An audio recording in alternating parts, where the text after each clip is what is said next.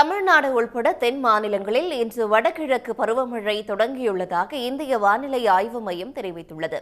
இம்மாத இறுதியில் புயல் உருவாகவும் வாய்ப்புள்ளதாகவும் வானிலை ஆர்வலர்கள் கணித்துள்ளனர். கன்னியாகுமரி, நெல்லை, தூத்துக்குடி உட்பட தமிழ்நாடு முழுவதும் சில நாட்களாக பரவலாக மழை பெய்து வருகிறது. இந்நிலையில் தமிழ்நாட்டில் வடகிழக்கு பருவமழை தொடங்கியுள்ளதாக இந்திய வானிலை ஆய்வு மையம் அறிவித்துள்ளது. தமிழ்நாட்டின் கடலோரம் மற்றும் குமரிக்கடல் பகுதியில் வளிமண்டல கீழடுக்கு சுழற்சியும், தென்கிழக்கு அரபிக்கடல் மற்றும் அதனை ஒட்டிய லட்சத்தீவு பகுதியில் வளிமண்டல மேலடுக்கு சுழற்சியும் நிலவுவதாக அறிக்கையில் குறிப்பிடப்பட்டுள்ளது. இதையடுத்து தென்மேற்கு பருவமழை விலகி தமிழ்நாட்டில் வடகிழக்கு பருவமழை தொடங்கியிருப்பதாக தெரிவிக்கப்பட்டுள்ளது.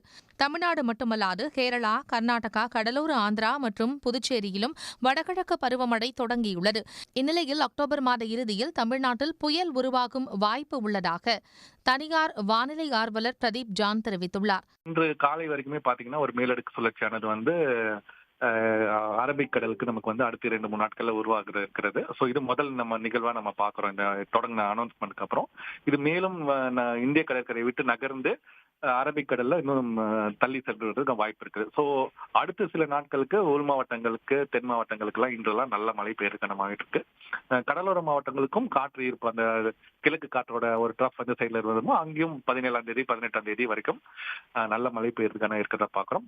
23ஆம் தேதி 24ஆம் தேதிக்கு அப்புறம் என்ன ஆகுதுன்னா, தீபாவளிக்கு பிறகு ஒரு மேலடுக்கு சுழற்சியானது உருவாகி ஒரு காற்றழுத்த பகுதியாக வங்கக்கடலில் உருவாகிறதுன வாய்ப்பு இருக்கு. இது பொதுவா மேற்கு வடமேற்கு திசை, அதாவது இது தென் தமிழகம் பகுதியோ அந்த பக்கம் போகவில்லை. சோ வட தமிழகத்தை நோக்கி நகர்றதுக்கான வாய்ப்பு இருக்கிறதா பாக்குறோம். தமிழ்நாட்டை பொறுத்தவரை வடக்கு மாவட்டங்களில் இயல்பை விட கூடுதலாக மழை பெய்யும் என்றும், நடப்பு ஆண்டில் கூடுதலாக 50 சென்டிமீட்டர் வரை மழை பதிவாகக்கூடும் என்று இந்திய வானிலை மையம் கணித்துள்ளது. தமிழக கடலோர பகுதிகள், மன்னார் வளைகுடா, குமரி கடல், தெற்கு ஆந்திர கடலோர பகுதிகள், தென்மேற்கு வங்கக்கடல் பகுதிகளில் இன்றும் நாளையும் மணிக்கு 35 முதல் 45 கிலோமீட்டர் வேகத்தில் சூறைக்காற்று வீசக்கூடும் என்பதால் மீனவர்கள் அப்பகுதிகளுக்கு செல்ல வேண்டாம் என்று அறிவுறுத்தப்பட்டுள்ளது. உடனுக்குடன் செய்திகளை தெரிந்து கொள்ள சன் நியூஸ் பெல் ஐகானை கிளிக் பண்ணுங்க.